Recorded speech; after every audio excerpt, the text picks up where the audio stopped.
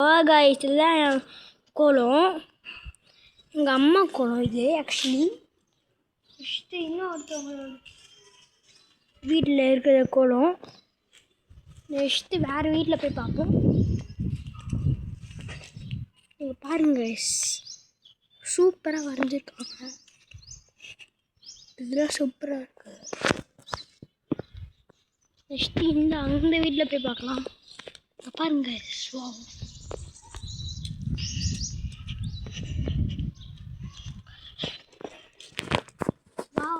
பாருங்க சூப்பராக போட்டிருக்காங்க கோலத்துக்கு. எல்லா வீட்லேயும் சூப்பராக கோலம் போட்டிருக்காங்க. கைஸ் நான் வந்து